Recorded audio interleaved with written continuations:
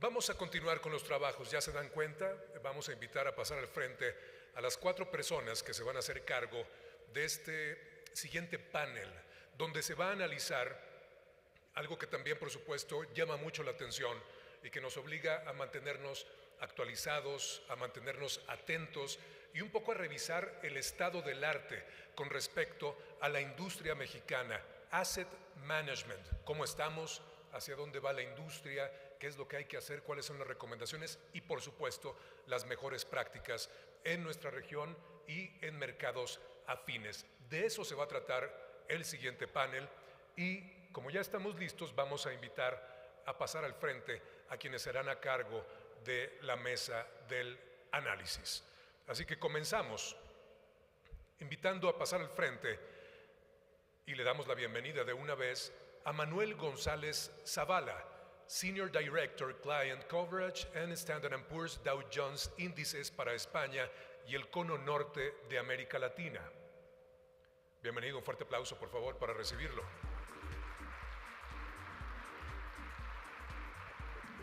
También nos acompaña alguien que forma parte de Morningstar. Es proveedor independiente de análisis de inversiones con presencia en 29 países. Ustedes ya sabían eso, pero bueno, aquí está representando a Morningstar Alejandro Rich Grande Ampudia.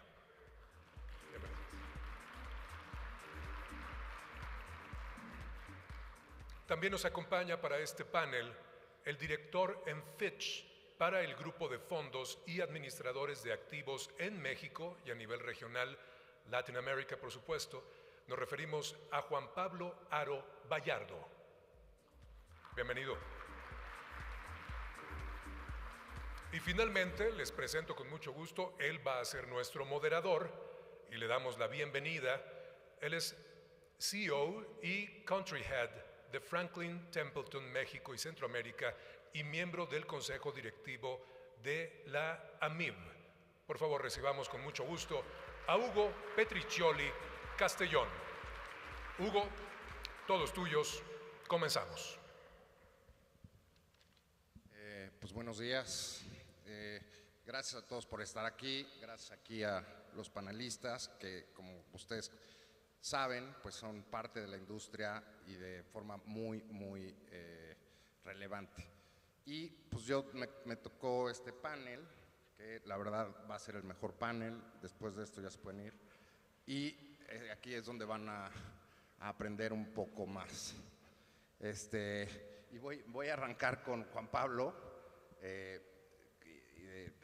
Tuvimos un par de llamadas sobre este tema y te voy a preguntar cómo se compara la calidad de la industria mexicana de asset management contra estándares internacionales. Gracias y buenos días a todos. Nosotros creemos en Fitch que es bastante bueno el nivel que existe de la industria de asset management en México en comparación con otros países. Por ejemplo, las calificaciones que tenemos de calidad de administración de inversiones, ¿verdad?, nos revelan que hay muchas prácticas de la industria en México que están al mismo nivel que otros países, ¿no? Aquí en México los administradores tienen muy buenos procesos de inversión, son sólidos, tienen muy bien definido qué quieren hacer con sus fondos, qué quieren hacer con sus mandatos, tienen equipos de trabajo muy sólidos, tienen mecanismos de decisión, de toma de decisión muy sólidos, muy buenos. Como dije, sus equipos de trabajo generalmente son con gente muy bien preparada. Vemos que en la industria hay muchos CFAs, hay muchos FRMs, hay mucha gente muy bien preparada y como comenté, tienen muchos recursos, ¿no? Por ejemplo, muchos administradores en México invierten mucho en el tema de los sistemas de administración que utilizan para su trabajo y ves luego en otros países que hay muchos administradores que aunque son relativamente conocidos no tienen sistemas tan avanzados como los que se utilizan aquí para poder hacer la administración de activos. Y bueno, también la parte de control de riesgos es bastante robusta, entonces en general consideramos que el nivel de la industria en México es bastante bueno y está a nivel con la industria en otros países, definitivamente. No, pues buena noticia, ¿no? Que no estamos jugando en el Zacatepec, ¿no? Si estamos en... No, definitivamente. De verdad que yo he visto prácticas en otros países que incluso considero que están por debajo de los niveles que hay aquí en México. Oye, pues va a ver, y contra otros países, Alejandro, ¿cómo ves? La misma pregunta, pero ¿cómo se comparan los asesores independientes en México respecto a otros mercados? Sí, mira, en otros mercados los asesores independientes son nosotros lo que vemos en Morningstar son los que le dan vida al mercado retail. Y hay mercados donde la estructura de mercado está creada con asesores independientes como la principal figura para atender al inversionista individual. Mercados como Estados Unidos, Canadá, Reino Unido, Australia y sorprendentemente Sudáfrica son mercados que tienen una industria de asesores de inversión muy bien desarrollada y atienden de manera muy eficiente al inversionista individual. Lo que te demandan los asesores independientes en estos mercados, al tener ellos una visión totalmente independiente, como lo dice su nombre, ellos requieren de muchísima información para poder cumplir con el deber fiduciario que tienen con el cliente, que es darle una asesoría independiente y sin conflictos de interés. En estos mercados es donde nosotros como Morningstar tenemos mayor presencia, justamente porque le resolvemos a este segmento de mercado todas las necesidades que tienen de información, comparativos, etcétera, reportería, que a su vez ellos le entregan a sus clientes.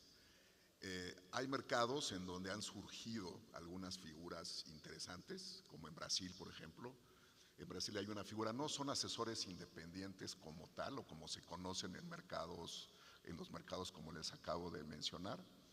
Ellos le llaman agente autónomo, que lo que tienen de autónomo es que no son empleados de la institución financiera, sino que ellos hacen su práctica independiente y a través de esa práctica independiente atienden a los clientes, pero ellos solamente venden los productos de la institución con la cual tienen alguna relación. Creo que en Brasil esta regulación va a cambiar, no estoy seguro si ya se adoptó o no, pero la idea es que antes solamente podían tener relación con una sola institución. Ahora, según entiendo, les digo, no sé si ya se está implementando, pero ya se autorizó, van a poder trabajar con más de una. En Brasil esta figura ha tenido mucho éxito porque ha sido un mecanismo a través del cual se le ha dado mucho mejor atención a un segmento olvidado que en ese país era el segmento individual. A la fecha existen alrededor de 16,000, 17,000 de estos asesores y su crecimiento ha sido exponencial. El beneficio que han traído al mercado es que han promovido la distribución de fondos de terceros. En Brasil, hasta antes de esta figura y otros cambios regulatorios que hubo, prácticamente no había distribución de terceros. Con esta figura ya hay mayor distribución y también la composición de los portafolios empezó a ir más a renta variable.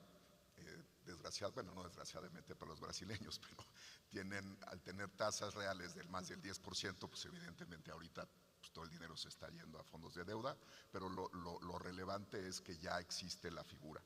En México, la figura de asesor existe desde hace muchísimo tiempo. Nosotros trabajamos con muchos de ellos, hay de diferentes tamaños, hay unos muy grandes que llevan mucho tiempo, pero lo que estamos viendo es que poco a poco hay mucho más interés por contratarlos, ¿no? Todavía habrá 130, 140 registrados en la comisión, pero vemos la existencia de este segmento y su crecimiento, aunque sea mucho menor de lo que nos gustaría, como un segmento que definitivamente revolucionará la atención para el cliente individual. Pues buenísimo. Sí, el número sigue siendo bajo, ¿no? Para un país tan grande, pues debería estar en cientos de miles, ¿no? Y también, por ejemplo, pues gestoras, ¿no? En países como Brasil, pues hay casi 800, en México hay 30, o sea, sí, tenemos mucho que trabajar y vamos para allá, ¿no? Hay mucho que trabajar y también lo que hemos visto es que ya hay algunas casas de bolsa que han estado creando plataformas para atender a los asesores, para que a su vez puedan atender mejor a sus clientes.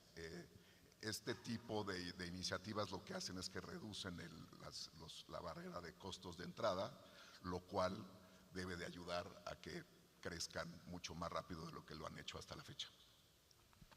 Buenísimo, gracias Alejandro. Manolo, tú como experto en benchmarks y cosas relacionadas, ¿nos puedes explicar si se están usando en México, si son claros, si no, qué nos falta? ¿Es educación? ¿Es qué? Claro. Bueno, antes que nada, un honor estar aquí contigo, Hugo, y con mis colegas. Muchísimas gracias. Y bueno, precisamente el tema de los benchmarks o índices, tal vez mi opinión podría estar un poco sesgada. Represento a S&P Dow Jones Índices. Sin embargo, ya lo maneja, por ejemplo, el CFA como mejores prácticas, el uso de los índices como referencia en los portafolios de inversión. Y estos índices o benchmark, de alguna manera para la industria, pueden ser utilizados de manera muy positiva. Ya lo mencionaba Alejandro hace rato en la entrevista, donde 70% de los activos están concentrados en deuda.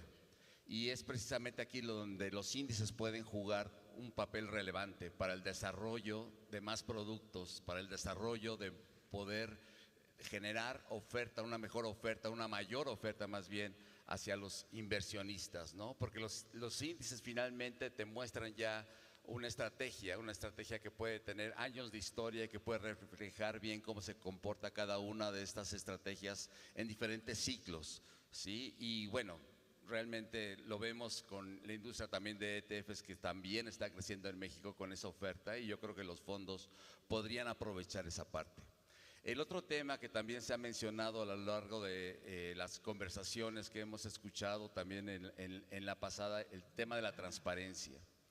Y es precisamente aquí también donde creo que es importante desarrollar como mejores prácticas. A veces nosotros tenemos un estudio que se llama SPIVA, que bueno, básicamente es S&P Índices versus Active, pero en ese estudio nos enfocamos en el mercado mexicano. Y a veces vemos como algunos gestores usan, por ejemplo, el IPC como referencia y generan resultados, un performance muy importante y muy relevante. Y a nosotros, al momento de buscar o tratar de explicar por qué se da ese rendimiento, vemos que dentro del portafolio del fondo, pues hay una muy poca parte reflejada en acciones mexicanas, y todo lo demás está en otras cosas que no tiene que ver con la referencia. Y esto es relevante porque te cambia todo el perfil y toda la transparencia o referencia que le estás haciendo al cliente final. Entonces yo creo que el uso de los índices como buena práctica, tanto para el desarrollo de producto, para incrementar el mercado, como para mostrar referencias y explicar comportamientos y rendimientos y perfiles de riesgo, es muy relevante. Entonces creo que desarrollar unas buenas prácticas en el uso de estos instrumentos o estas herramientas más bien podría ayudar o coadyuvar al mercado. O sea, en términos que mi mamá pueda entender, que ella quería comprar naranjas y le venden toronjas. Así es. Okay. Pues buenísimo, y por eso es importante tener pues un benchmark y seguir un poco con esto, ¿no?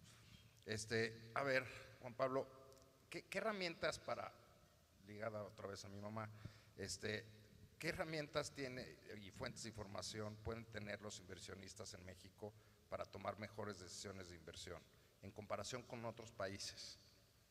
Gracias. Yo creo que existen varias, pero las más importantes definitivamente pueden ser las calificaciones, ¿verdad?, que empresas como las que nosotros representamos emiten para los administradores de inversiones, ¿no?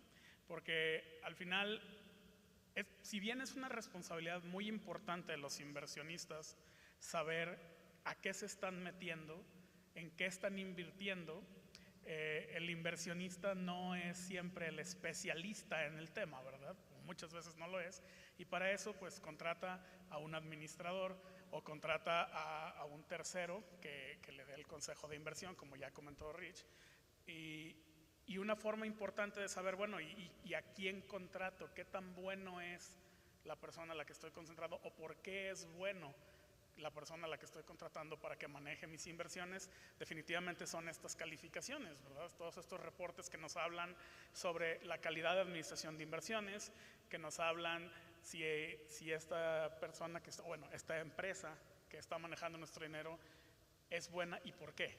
Porque tiene buenos procesos, porque se apega a sus benchmarks, porque invierte en lo que tiene que invertir, porque te estás vendiendo naranjas que realmente son naranjas y no toronjas, ¿verdad?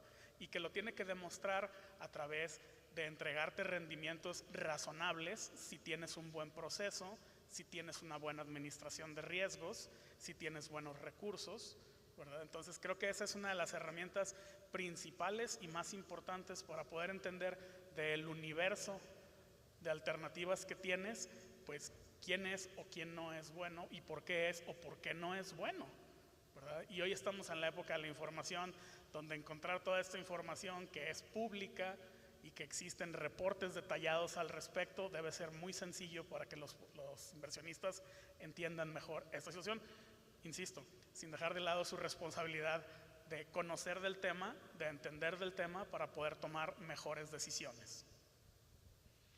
Buenísimo. A mí un poco lo que a veces me pasa con gente que no trabaja en el sector es que me preguntan mucho porque no entienden la información que hay, que es mucha, ¿no? Todos los fondos pues, publicamos carteras, publicamos prospectos, pero la verdad tenemos que hacer un mejor trabajo, ¿no? Que sea más clara para la gente que no trabaja, ¿no? En esto es como si se lo das a tu dentista o a tu arquitecto, pues no entienden ni de qué estamos hablando, ¿no? Necesitaríamos ser un poco más claros con todo el tema, hasta desde regulatorio hasta pues quizás la de información, ¿no? Sí, correcto. Por eso coincido mucho con Rich en lo que dijo, de que la figura del asesor de inversiones es algo que nos hace falta, debería de crecer para poder darle una mejor atención a toda esa gente que no conoce tanto del tema, pero que pues está interesada en. Pues buenísimo, gracias Juan Pablo. A ver Alejandro, tú, en el mercado mexicano de fondos existen muchas opciones de inversión que permiten a los inversionistas diversificar sus carteras. ¿Cómo se compara la diversificación de carteras de los inversionistas mexicanos con otros mercados? Sí, los que llevamos en este mercado mucho tiempo, que aquí gracias a Dios todavía quedamos muchos en este foro. Cada vez menos, Perdón. Cada vez menos. Cada vez menos, pero todavía. Los que llevan hace 25 años en México, si tú querías invertir tu dinero, había dos opciones: deuda bancaria y gubernamental de corto plazo y acciones. No había más. Si algún asesor muy hábil te convencía de invertir en acciones, generalmente tu experiencia no era muy buena porque no entendías realmente la volatilidad y era un problema, ¿no? La verdad es que nuestro mercado se ha desarrollado en los últimos 25 años de manera impresionante.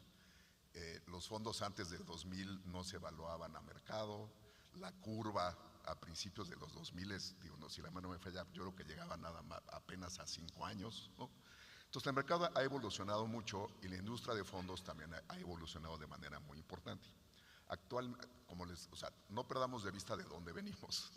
Hoy, de acuerdo a nuestra metodología de cómo acomodamos el mercado, existen 6 categorías de fondos de acciones, que son acciones mexicanas, acciones europeas, acciones asiáticas, mercados emergentes, etcétera.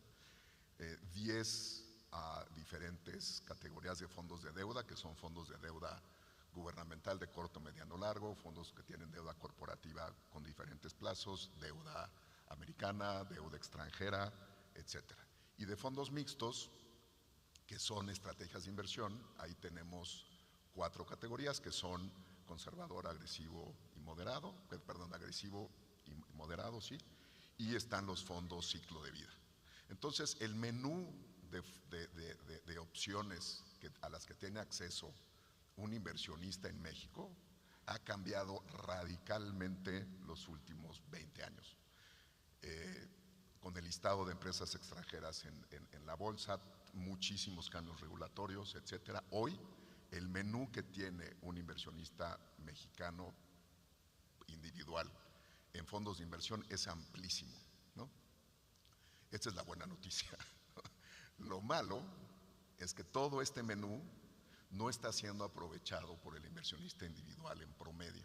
Hice un ejercicio muy general, no me metí exactamente a un nivel de detalle, pero al cierre de abril de este año, en México, el 79% de los activos de los fondos están invertidos en fondos de deuda, ¿no? El 6% en fondos mixtos, como les decía, son estas estrategias con diferentes niveles de riesgo, y solamente el 6.5% en acciones. Esto no es ni bueno ni malo, lo único es que el inversionista individual mexicano no está aprovechando las ventajas que le da el tener un menú de opciones mucho más diversificado, pueden meter en acciones locales, extranjeras, etc. Hay muchas discusiones sobre si, estos últimos años, obviamente, por el nivel tan alto de tasas que hay, tanto nominales como reales, pues sí es previsible que mucho dinero se vaya a fondos de deuda, pero si recordemos hace algunos años las tasas estaban al 3-4%, ¿no? Y ni siquiera en ese ambiente pudimos ver que los inversionistas individuales migraran a estrategias con mayor ingreso potencial en el tiempo, ¿no? Si lo comparamos con otros países, pues la verdad es que pues, no se ve tan bien la foto. En Estados Unidos, Estados Unidos lo divide en dos porque tienen, digamos, sobre todo en la parte de deuda, hay un tema de práctica de mercado local, pero en Estados Unidos en fondos, lo que es deuda y money market es el 44%, acciones 49% y fondos mixtos 5%. En Estados Unidos en ETFs está el 17% en deuda y el 75% en acciones. En Canadá, acciones es el 50%, deuda 26%. En Australia, acciones 48%, deuda 13%. Reino Unido, mixto 13%, acciones 65%, deuda 16%. Y mercados europeos que generalmente son un poco más conservadores, ¿no?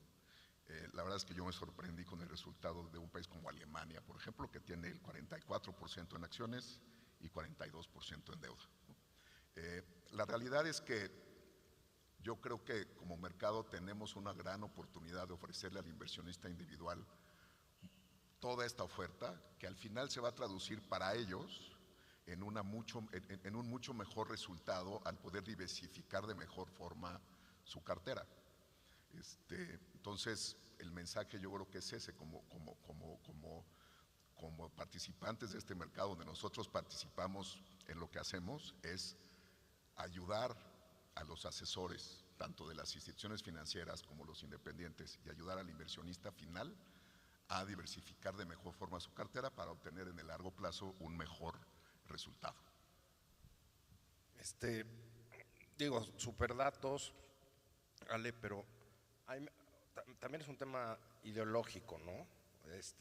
Porque los países que nos platicas son anglos, ¿no?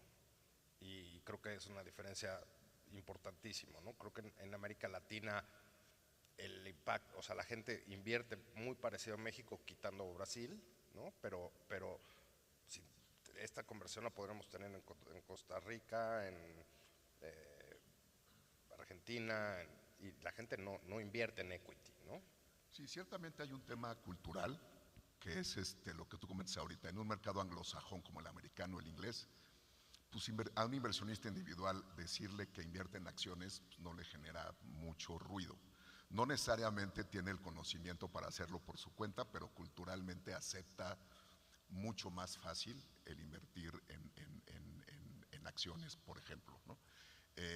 Yo creo que sí hay un tema cultural, pero también yo creo que falta invertir mucho más en el tema de cultura financiera y sobre todo que el inversionista vea, porque no necesariamente tienes que, o sea, yo no estoy diciendo que los inversionistas mexicanos tienen que invertir el 50% de su dinero en acciones, ¿no? Lo que estoy diciendo es que lo que tenemos que lograr como mercado es ayudar a esos inversionistas, aunque sea con proporciones pequeñas del 10-15% en acciones, en el largo plazo tiene un efecto increíblemente positivo en el resultado final de sus inversiones.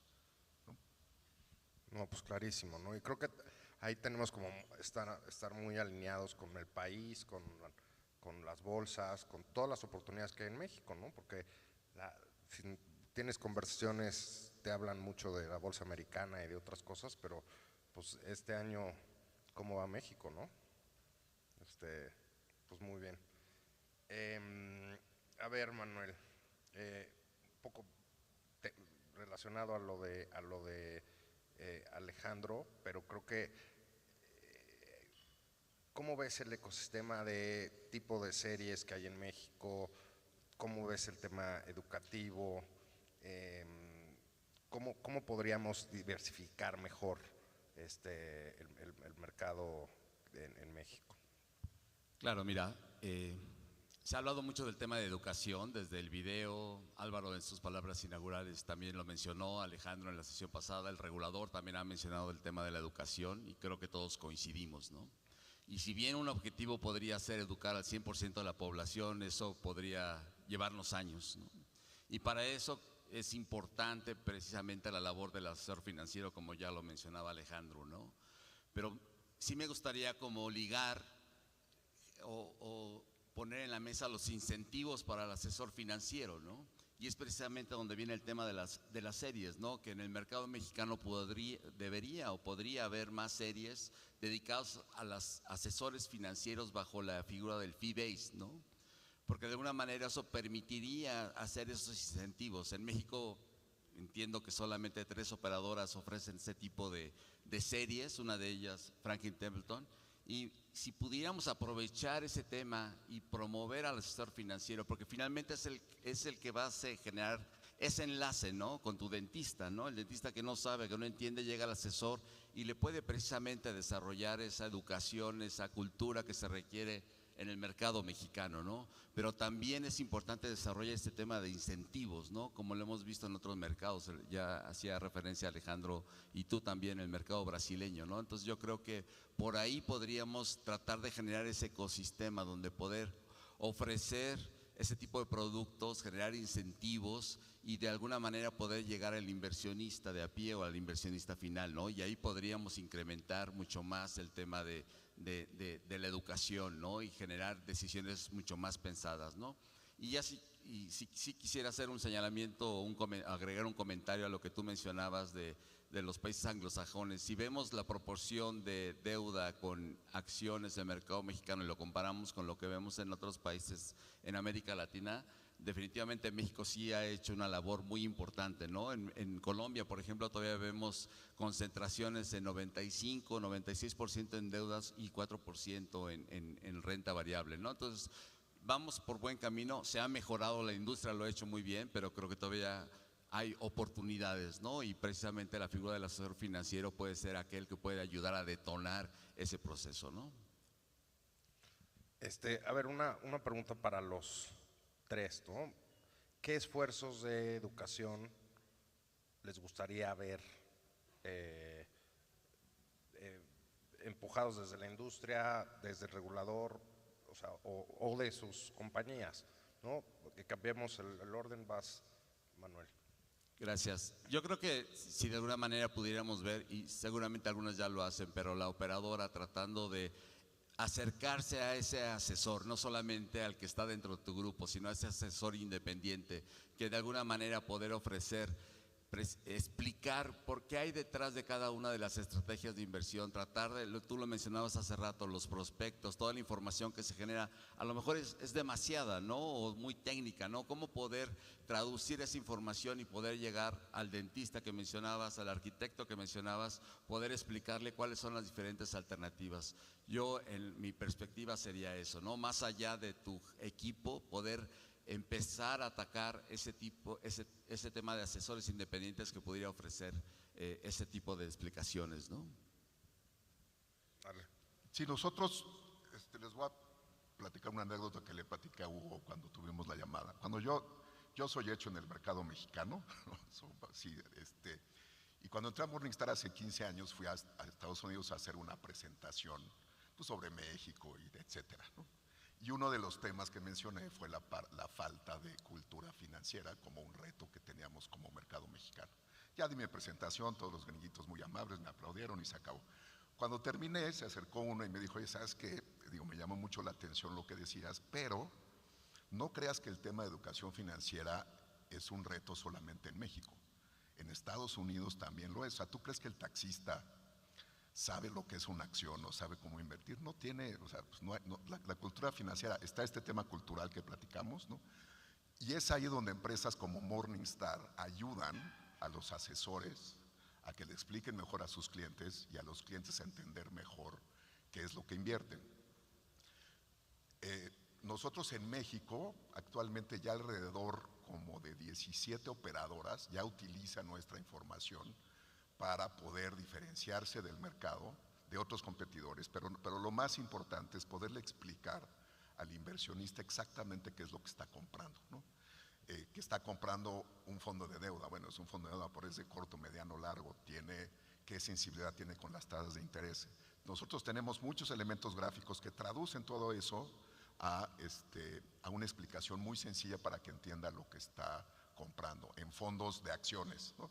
Oye, pues es que me están diciendo que este fondo es un fondo de renta variable mexicana. Pues sí, ves la cartera y resulta que tiene el 25% en acciones americanas. No tiene nada de malo.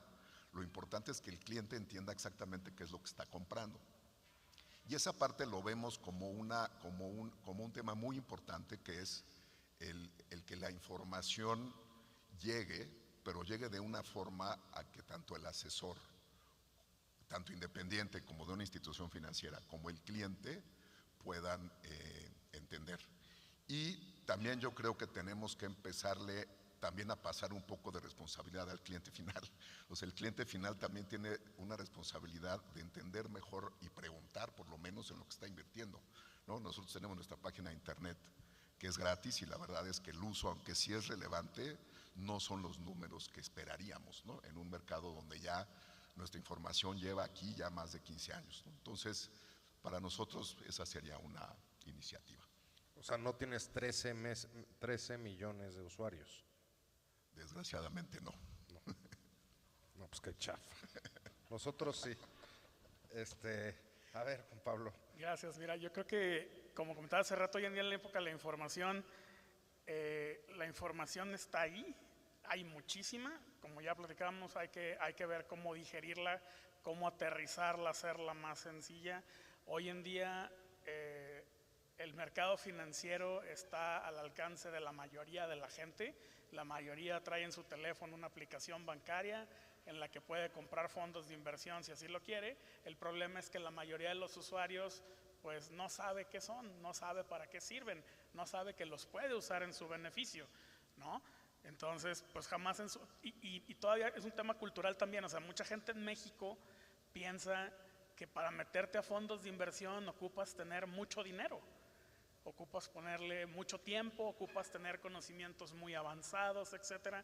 Y esa es la parte en educación que creo que deberíamos de tratar de cambiar el paradigma, de decir, esto no es algo para los financieros muy avanzados en nuestro país. Es algo que todo mundo puede tener, que todo mundo puede utilizar, que es relativamente sencillo de entender. La parte fundamental es qué hace un fondo de inversión. Toma tu dinero, lo invierte por ti, te da un rendimiento. Hay que entender el riesgo al que te estás metiendo. El asesor es una parte fundamental para eso. No todos los fondos son para todo el mundo.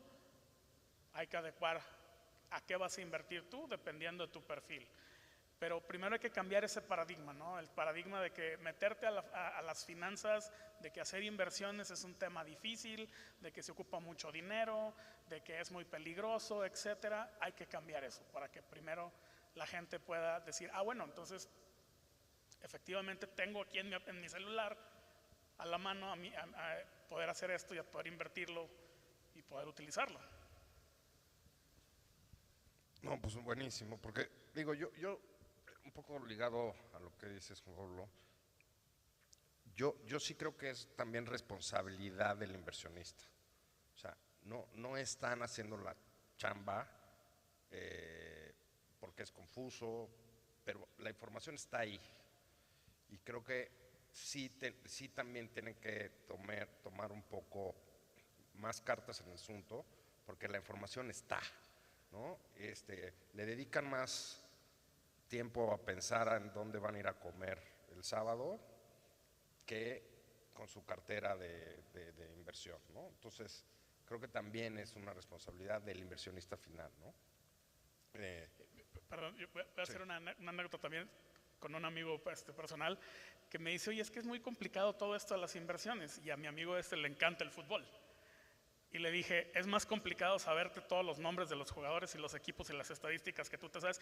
Tú tienes en tu cabeza más estadísticas de fútbol que yo de finanzas. Así te lo pongo. Entonces, no es tan difícil, nada más tienes que cambiar el foco y dedicarle un poquito de tiempo.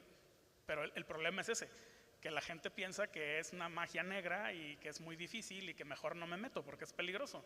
Y en realidad no es. Y la industria mexicana, que como hace rato comentaban que en países como en Colombia la transformación digital va empezando apenas, ¿no? Entonces, aquí en México ya vamos muy adelantados que otros países en Latinoamérica definitivamente en todo esto.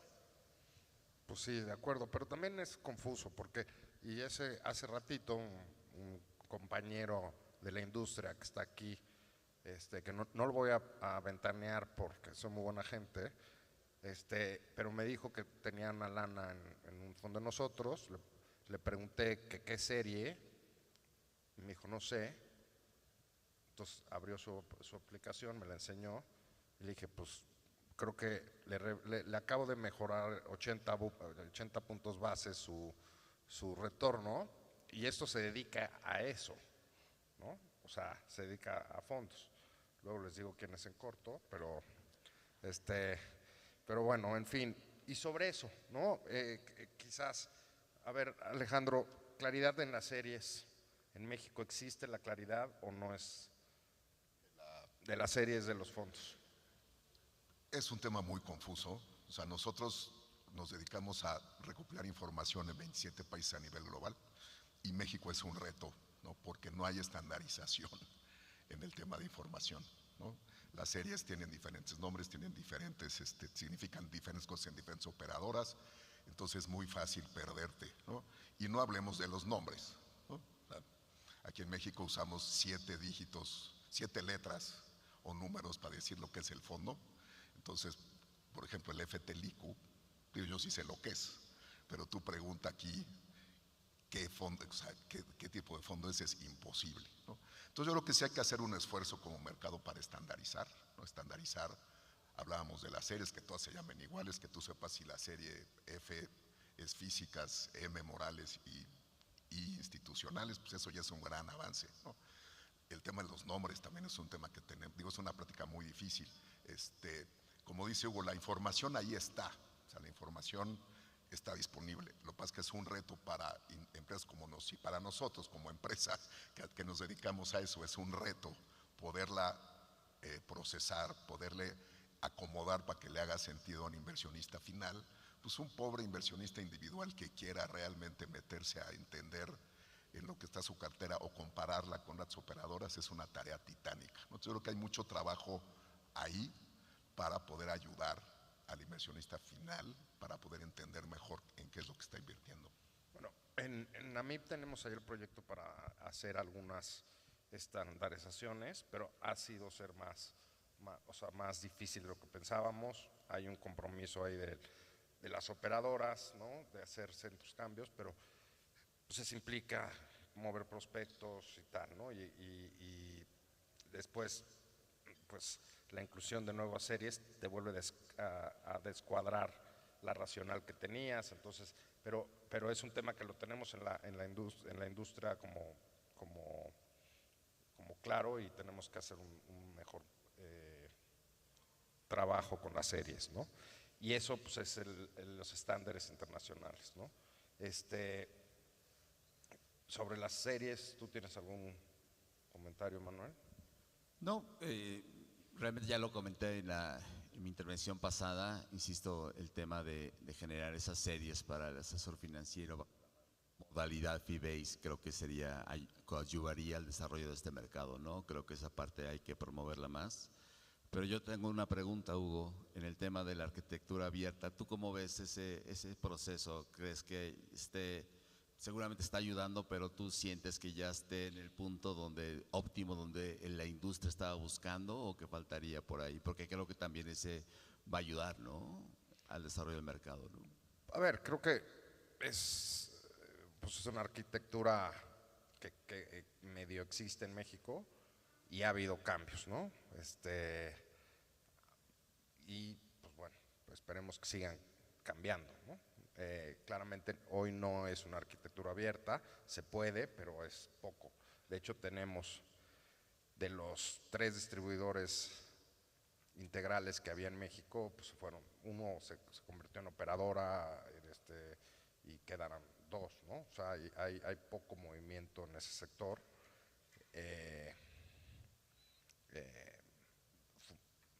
Está todo hecho para que funcione, pero es complicado, ¿no? O sea, hay unas dinámicas en este país que pues todavía no, pero hay otras que están funcionando bien, ¿no? Y otras que no funcionan porque todavía no hay esa tubería, ¿no? Que ya existe para la arquitectura abierta, pero no para otras cosas. Por ejemplo, para exportar los fondos.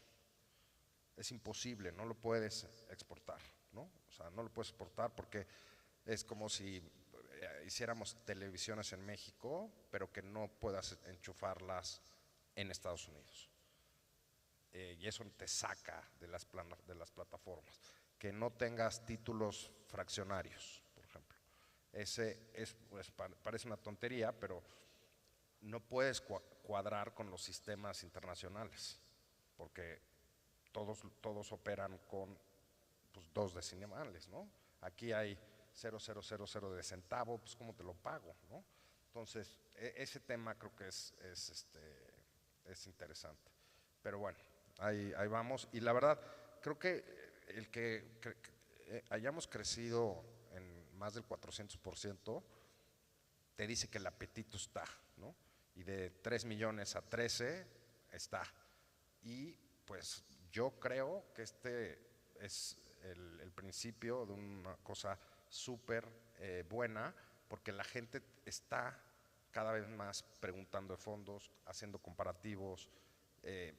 Pues no sé si sigan mucho YouTube y tal, pero hay una cantidad de información para jóvenes, hecha por jóvenes, que a veces están medio mal y luego les mando correos, les digo, güey, esto está mal, pero hay muchos esfuerzos que además no son ni pagados ni nada, de mucha gente, y creo que eso es muy bueno, y eso no pasaba antes. Por último, vamos a cerrar con un pequeño comentario de cada uno.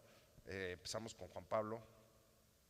Gracias. Mira, yo creo que las prácticas, como comenté, de la industria mexicana son buenas.